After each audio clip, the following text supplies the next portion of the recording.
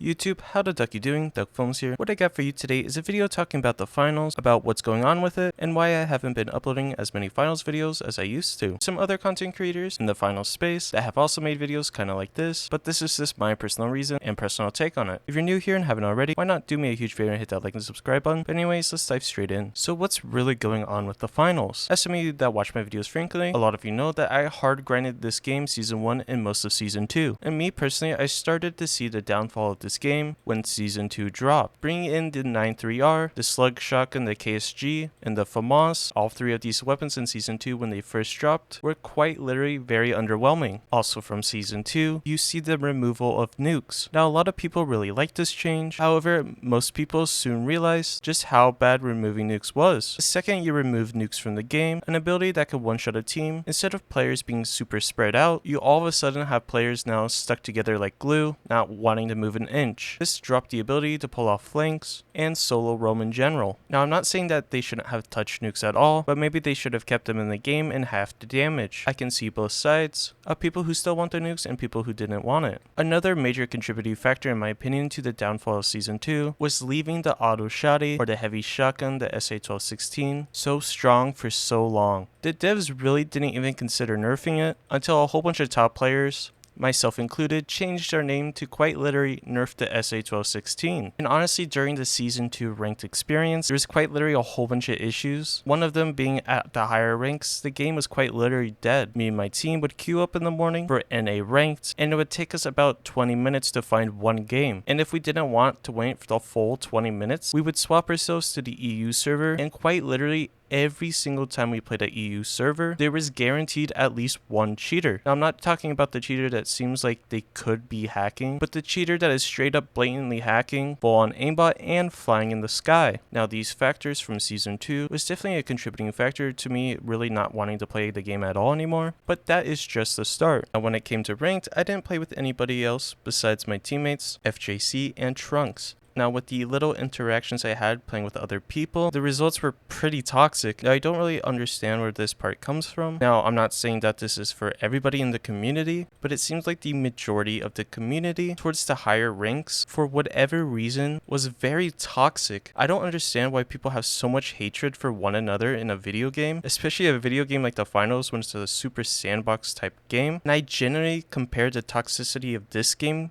to League of Legends or even CSGO. Now again, I'm not saying that this was everybody in the community, but it was mainly people in the higher ranks, or so to speak. Now, as well in Season 2, there wasn't really anything to grind for besides leaderboard placements. In a game like this, it also really didn't matter if you were consecutively winning your games. And when I say quote-unquote winning, I mean winning all of the rounds. As honestly in Season 2, and as well as Season 1, it didn't really matter if you lost after the second round, as you would still gain some elo. So all it really catered to was the people that could put a whole bunch of time into the game. Now you could be at the bottom of the barrel, only winning one round out of all the rounds in a match, but as long as you had the time to play, that really didn't matter if you won or lost. It quite literally rewarded players for having unlimited time versus players that have limited time and were still winning. Yes, you might be gaining more ranked points at a faster pace if you win more, but at the end of the day, it didn't matter if someone was playing 24/7. But after that comes Season 3. Basically the nail in the coffin for me. You have the introduction again of 3 new weapons.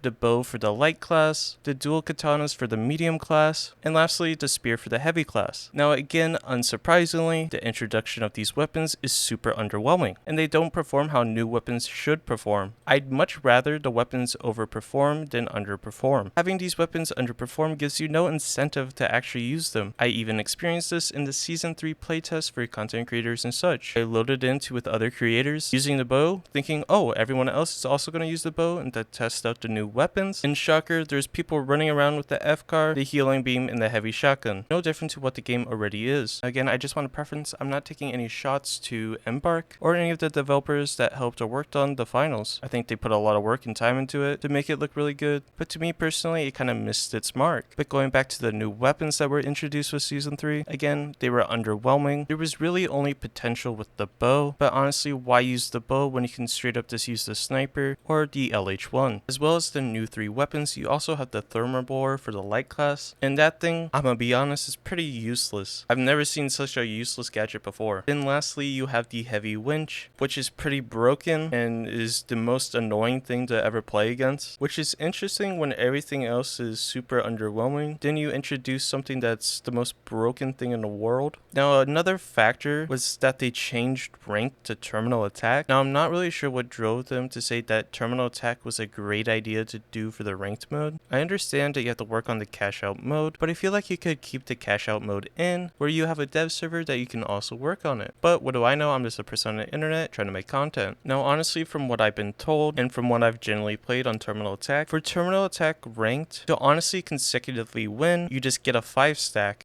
I'll be honest, I don't know for other people, as everyone I played with quit the game. Another thing is when you swap to terminal attack, you're taking away the fast-paced sandbox game mode that I would say quite literally made the game. Honestly, what drove me to play the finals was quite literally cash out. And yes, you might say you could do world tour, but you don't really get as rewarded opposed to normal ranked. Now I'm not sure if the reason they added terminal attack in general was to try to compete with games like Valorant or CS2 or something like that. Then when it comes to world tour, like a lot of people have stated, if you want to be number 1 in world tour, don't even get me started with the amount of time you have to put in to reach that position. Honestly, if you have that much time to dedicate into the game, then I guess you're the GOAT or something. And as well as me currently, it's just too much grinding for me. I don't have 24 hours a day to sit there playing the finals. If I did, I think I'd quite literally go insane. I'll also say when it comes to the content creation of this game, especially a game like the finals, most of the time your content is pretty limited to what you can do. You can only get to the max rank so many times before people get bored of watching it. You can only do certain challenges for so long, and you can only do various other content for so long. Now another major factor is that I used to stream this game a lot over on Twitch, and when you go to the finals section, and honestly you would be surprised, it was over 200 viewers. Now I'm not saying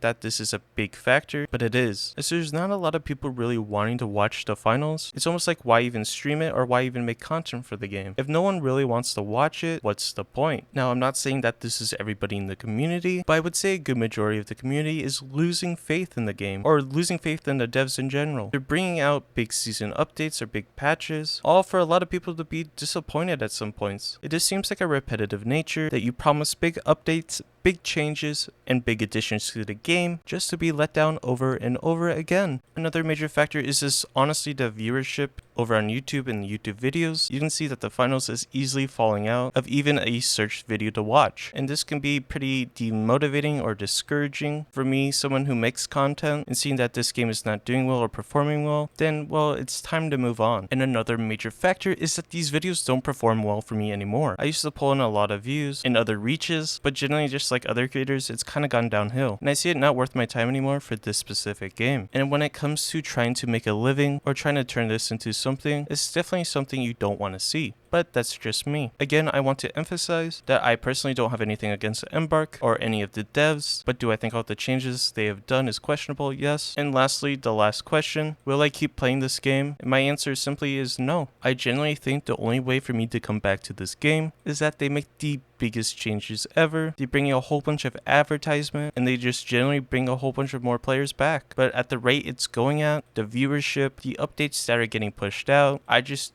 generally don't see this game doing well. Now I'm not planning to quit all content for this game. If something major were to come out, then maybe I would come back. But in the near future, I don't see myself playing or really enjoying this game anymore. It's sad to see because honestly, this game was super enjoyable when it first came out. Back in Season 1, I think the game Season 1 was probably in the best state than what it was, of course without recon, but that's a whole different story. I personally just see it as a game that had a ton of potential, so much potential to do so many things, but they quite literally lost their timing. I feel if they were to capitalize better on Season 1 things, then maybe this story for me and many other people could quite possibly be different. Now there's a lot of other games that I'm looking forward to, games such as Delta Force Hawk Ops, and a game called Frag Punk. I have other videos on those games, with many other games and other content in general. I'm trying to personally break away from just uploading one type of game, and rather expanding as best as I can. Things such as funny moments and other moments in general, trying to lean more towards a casual side and more of a competitive side, but I might still have that competitive drive. The finals really burnt me out on having a competitive drive for any other game, but maybe I'll find that spark. And I want to ask if you found this video relatable at all, or if you enjoyed it at all, or you just generally want to see different types of content. Do me a favor and hit that like and subscribe button, as it greatly helps me out. This has been Duck Films, and I hope you have a great day.